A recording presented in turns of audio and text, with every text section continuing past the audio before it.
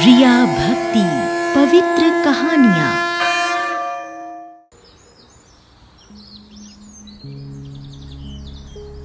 गोविंदपुर गांव में राजेंद्र नाम का एक रिक्शा वाला अपनी बूढ़ी माँ और पत्नी उषा के साथ अपने छोटे से कच्चे घर में रहा करता था।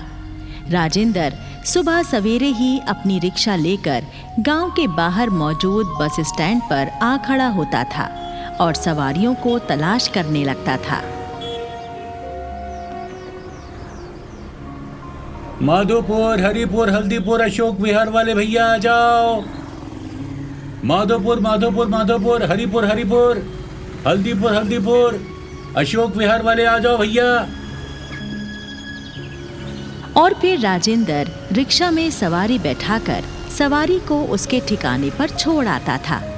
इस तरह कड़ी मेहनत के बाद जो थोड़े बहुत पैसे राजेंद्र कमा पाता, उन्हीं से उसके घर का गुजारा चलता।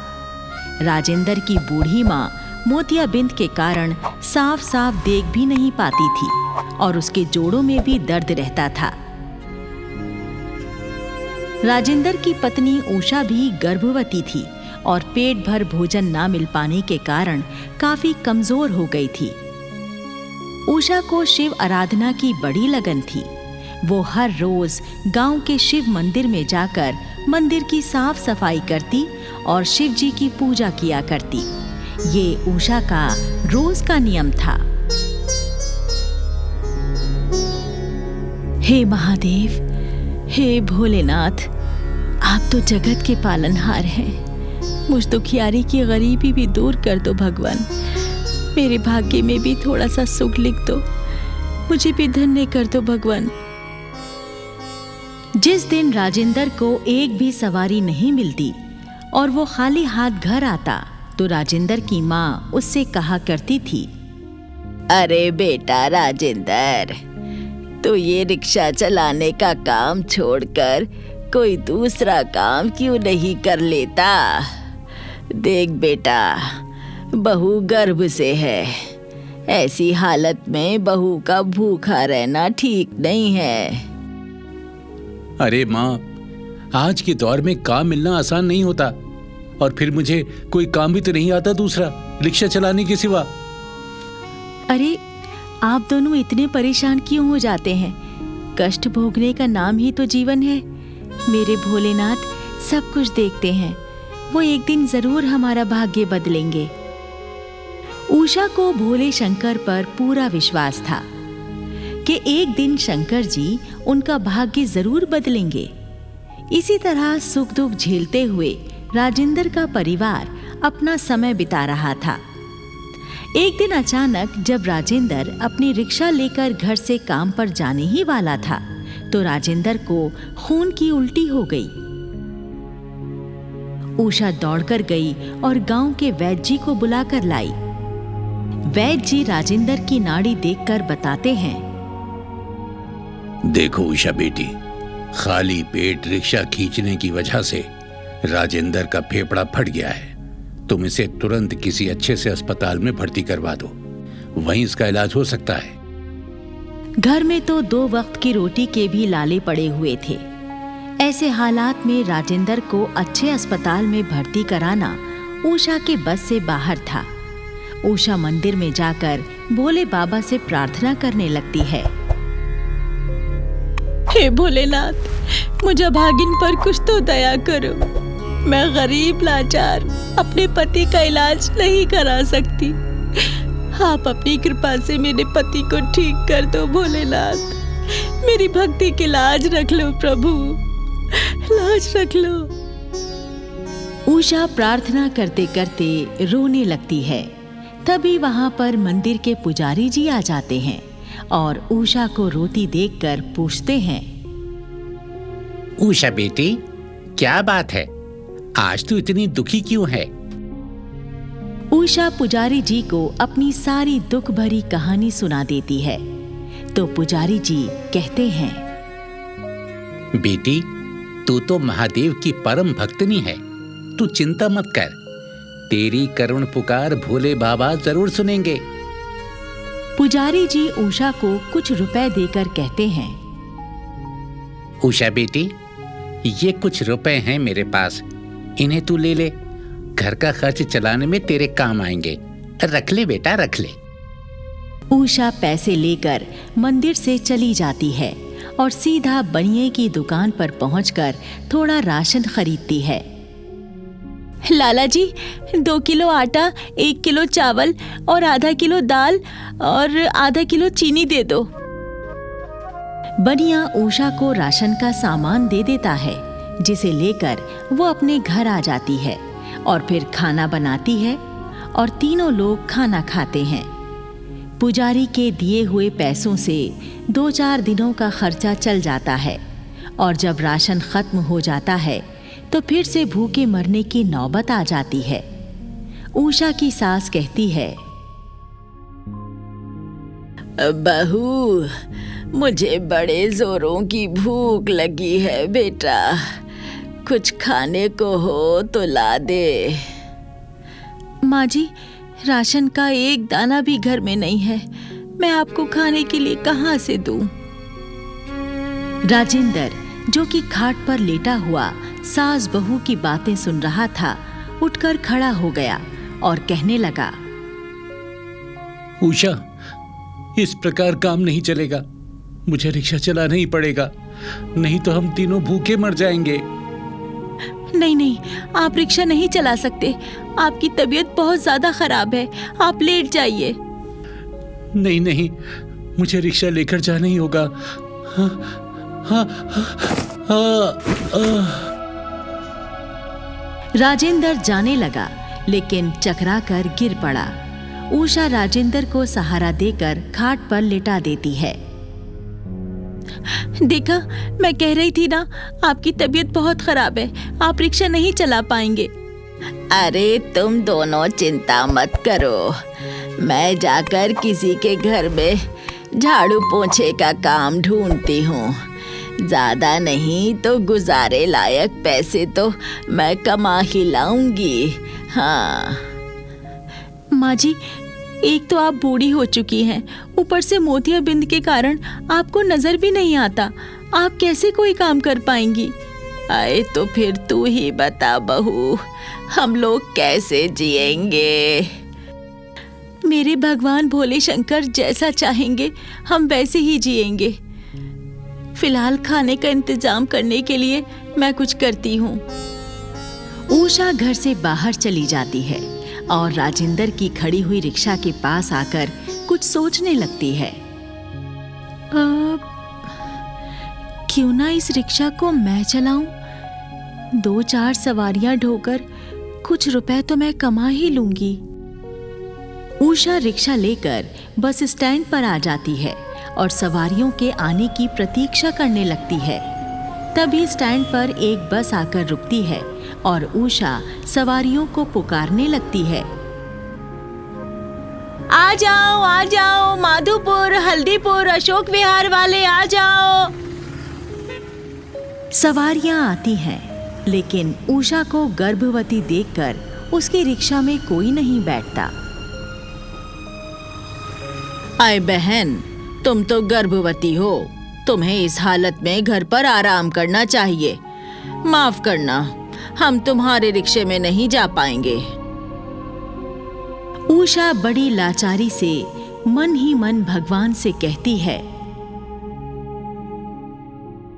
हे भोलेनाथ, ये कैसी विपदान पड़ी मुझ पर, जबकि मुझे पैसों की बहुत जरूरत है और मैं रिक्शा चलाकर पैसे कमाना चाहती हूँ।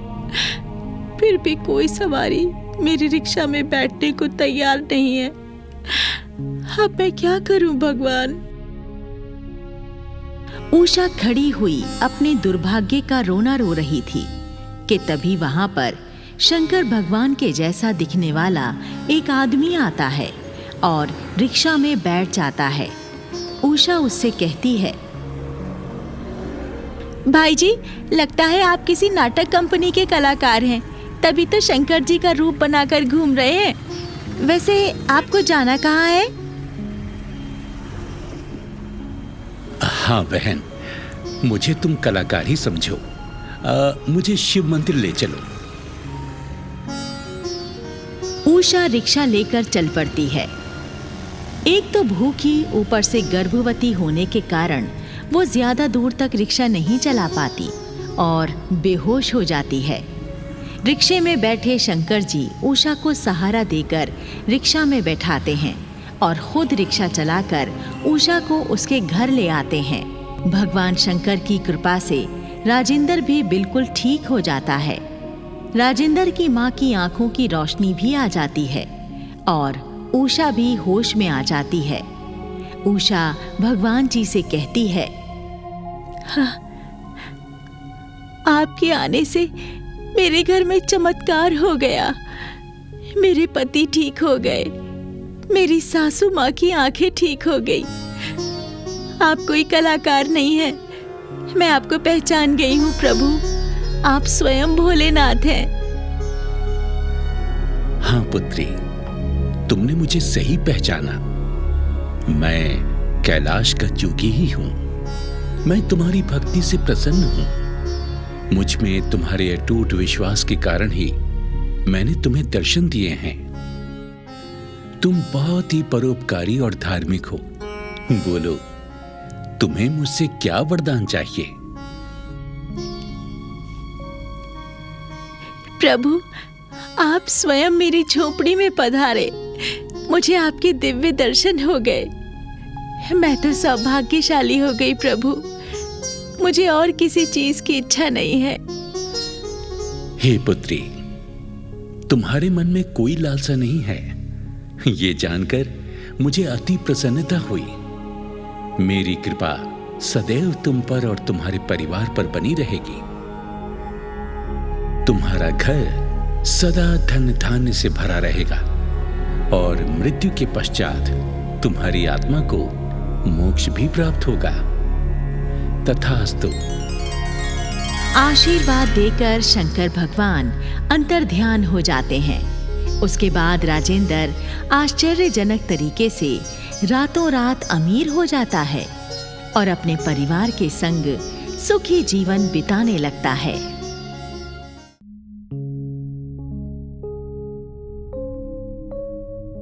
बिरजू बहुत ही कुशल ट्रक ड्राइवर था। वो पिछले कई सालों से एक ट्रांसपोर्ट कंपनी में ड्राइवर की नौकरी कर रहा था। बिरजू भोलेनाथ बाबा में बड़ी आस्था रखता था, इसलिए वो हर रोज भोले बाबा के मंदिर जाकर पूजा अर्चना करता और शिवलिंग पर जल चढ़ा कर आता। ये उसका सर्वप्रथम नित्य कर्म था। मेहनती होने के साथ साथ बिरजू बड़ा ही ईमानदार भी था। इसी वजह से बिरजू का कंपनी मालिक बिरजू पर बड़ा भरोसा करता था और लंबे टूर पर हमेशा बिरजू को ही गाड़ी लेकर भेजता था। बिरजू के परिवार में उसकी मां शकुंतला, पत्नी राधा और 2 बच्चे सोनू और मुन्नी थे। बिरजू अपने परिवार को खुश रखने के लिए हर संभव प्रयास किया करता था। वो अपनी मां की भी खूब सेवा किया करता और उसकी मां हमेशा उसे आशीर्वाद दिया करती। सदा सुखी रह बेटा, भगवान तुझे और तेरे परिवार को कभी दुखी ना होने दे।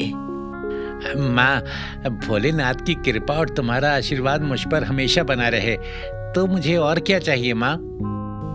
महीने के अंत में बिरजू का मालिक बिरजू को उसकी तनख्वाह देकर कहता है, ये ले बिरजू, अपनी तनख्वाह गिन ले, पूरे 12,000 हैं। गिनना क्या है सेठ जी, आपने गिनकर पूरे ही तो दिए होंगे। तभी वहां पर पारो आ जाती है। पारो सेठ के दूसरे ड्राइवर मुकेश की पत्नी थी। मुकेश कुछ दिनों से बीमार चल रहा था, इसलिए पारो सेठ से कुछ मदद मांगने आई थी। पारो सेठ से कहती है, अब सेठ जी, मुझे मुकेश की दवाइयाँ लानी है। 5,000 रुपए अगर आप दे देंगे तो आपकी बड़ी मेहरबानी होगी सेठ जी। पारो, मैं तुझे काफी रुपए पहले ही मदद के नाम पर दे चुका हूँ। आजकल मेरी ट्रांसपोर्ट कंपनी को कुछ खास कमाई भी नहीं हो पा रही है। बेहतर होगा तू कहीं और से रुपयों का इंतजाम कर ले, मैं तुझे और पैसे नहीं दे पाऊंगा। सेठ का जवाब सुनकर पारो उदास हो जाती है। उसकी आंखों से लाचारी के आंसू बहने लगते हैं। बिरजू, जो कि वहीं खड़ा हुआ सब देख रहा था, पारो को 5,000 रुपए देते हुए कहता है, पारो बहन, ये लो पैसे, जाकर मुकेश भाई की दवाइयां खरीद लो। बिरजू भैया, मैं तुम्हारा ये उपकार कभी नहीं भूलूंगी और मैं कुछ भी करके जल्दी ही तुम्हारे पैसे वापस लौटा दूंगी। नहीं नहीं पारो बहन, ये सब बाद में कर लेना, पहले तुम जाकर दवाइयां ले लो। हाँ। पारो वहां से चली जाती है। बिरजू अपने घर आता है और राधा को 7,000 रुपए देकर कहता है, ये लो राधा, मेरी तनख्वाह मिल गई है। अरे, ये तो सिर्फ 7,000 है, बाकी के और पैसे कहाँ गए? बिरजू 5,000 रुपए पारो को देने वाली बात राधा को बता देता है तो राधा कहती है, 12,000 में तो हमारे घर का गुजारा ही ठीक से ना होवे है। 5,000 तुम दान खाते में दे आए, अब इस महीने का खर्चा कैसे पूरा होगा? अरे अरे राधा, इतनी परेशान क्यों हो रही हो? अरे उस बेचारी को हमसे ज्यादा पैसों की जरूरत थी ना। मेरे प्रभु भोले भंडारी सब देख रहे हैं, अब वो हमें कोई परेशानी नहीं आने देंगे। हाँ, पता नहीं भोले शंकर कब हमारे दिन बदलेंगे, कब हमारे पास इतने पैसे आएंगे कि हमें किसी चीज की कमी ही ना रहे। राधा, तू चिंता क्यों करती है? भोलेनाथ की कृपा से जिस दिन मेरा अपना ट्रक हो जाएगा ना, उस दिन हमें भी किसी चीज की कोई कमी नहीं रहेगी। हाँ। फिर कुछ दिन गुजर जाते हैं और सावन का महीना शुरू हो जाता है। शिव भक्त श्रद्धालु भोले बाबा की कांवड़ लाने के लिए हरिद्वार की ओर जाने लगते हैं। बिरजू भी हर साल भोले बाबा की कांवड़ लाया करता था, इसलिए वो भी हरिद्वार जाने की तैयारी कर रहा होता है। लेकिन तभी उसके मालिक का फोन आ जाता है। हाँ भाई बिरजू, एक इमरजेंसी आ गई है, तुझे आज ही ट्रक लोड करवा कर महाराष्ट्र जाना है, जल्द से तू तैयार होकर आ जा। अपने मालिक का फोन सुनकर बिरजू का मन कुछ उदास हो जाता है। राधा उससे पूछती है, क्या हुआ जी, तुम फोन सुनकर इतने उदास क्यों हो गए? राधा, तू तो जानती है मैं हर साल हरिद्वार से गंगा जल लाकर अपने गांव वाले मंदिर के भोले बाबा को चढ़ाता हूँ, लेकिन इस बार मैं कांवड़ नहीं ला पाऊंगा। मुझे आज ही ट्रक लेकर महाराष्ट्र के लिए रवाना होना है, बस इसी कारण मेरा मन उदास हो गया है। अरे मन छोटा मत करो जी, भोले बाबा की शायद यही इच्छा हो, वो आपको हरिद्वार नहीं महाराष्ट्र भेजना चाहते हैं। आप भोले भंडारी का नाम लेकर अपने काम पर चले जाओ। और बिरजू राधा की बात मानकर ट्रांसपोर्ट कंपनी जाने के लिए घर से निकल पड़ता है और फिर कीमती दवाइयों से भरा ट्रक लेकर अपने क्लीनर गोपी के साथ महाराष्ट्र जाने के लिए चल पड़ता है। 7-8 घंटों का सफर करने के बाद बिरजू ट्रक को हाईवे के एक ढाबे पर रोकता है और गोपी से कहता है, हाँ भाई गोपी भाई, मुझे तो बड़े जोर की भूख लगी है, इस ढाबे पर खाना खाते हैं फिर आगे बढ़ चलेंगे। ठीक है उस्ताद जी, ठीक है। दोनों ढाबे पर बैठ जाते हैं और खाना खाते हैं। फिर बिरजू ढाबे वाले का बिल चुकाता है। उसके बाद दोनों उस्ताद चेले ट्रक में सवार होकर चल पड़ते हैं। चलते चलते रात हो जाती है। अब ट्रक चंबल की घाटी से गुजर रहा था कि अचानक बिरजू की किडनी में बहुत तेज दर्द होने लगता है और बिरजू दर्द से छटपटाने लगता है। हाँ, अरे मर गया रे, अरे मेरी किडनी में बहुत तेज दर्द हो रहा है। गोपी गोपी, उस्ताद लगता है आपको पथरी का दर्द हो रहा है। हाँ, ऐसा ही लगता है, पिछले साल भी मेरी किडनी में ऐसा ही दर्द हुआ था। मैं क्या करूं गोपी, मेरी तो जान निकली जा रही है, मैं अब ट्रक नहीं चला पाऊंगा। अरे उस्ताद जी, आप ट्रक को साइड में लगाकर खड़ा कर दो, फिर देखेंगे हम क्या कर सकते हैं। बिरजू सड़क की एक साइड में ट्रक को रोककर खड़ा कर देता है और ड्राइविंग सीट से उठकर पिछली सीट पर लेट जाता है। बिरजू का दर्द लगातार बढ़ता ही जा रहा था। बिरजू बिन पानी की मछली की तरह तड़प रहा था।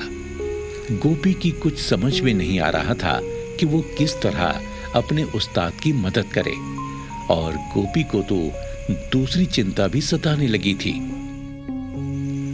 हे भगवान, हमारी रक्षा करना। ये चंबल तो डाकुओं का इलाका है। यहाँ पर रुके रहना खतरे से खाली नहीं है। कहीं डाकू आ गए तो हमें मारकर हमारा ट्रक ही लूट ले जाएंगे। बिरजू की पीड़ा असहनीय हो गई थी। वो अब शंकर जी से प्रार्थना करने लगा था। हे महादेव, हे भोले भंडारी, तुम्हारे भक्त पर बड़ी कठिन घड़ी आ पड़ी है। मुझ पर कृपा करो नीलकंठ। मेरी और मेरे ट्रक की रक्षा करो प्रभु। अगर मुझे कुछ हो गया तो मेरे परिवार का क्या होगा भगवान? मेरी रक्षा करो। तभी अचानक एक हृष्ट पुष्ट साधु महाराज ट्रक के पास आते हैं और पूछते हैं, अलख निरंजन, क्या समस्या है बच्चा? तूने अपने ट्रक को यहाँ क्यों खड़ा कर रखा है? ये बहुत ही खतरे का स्थान है बच्चा, यहाँ से तुरंत चला जा। बाबा जी, ट्रक के ड्राइवर को पथरी का दर्द हो रहा है। वो ट्रक नहीं चला पाएगा और मुझे ट्रक चलाना आता नहीं, इसीलिए हम यहाँ रुके हुए हैं।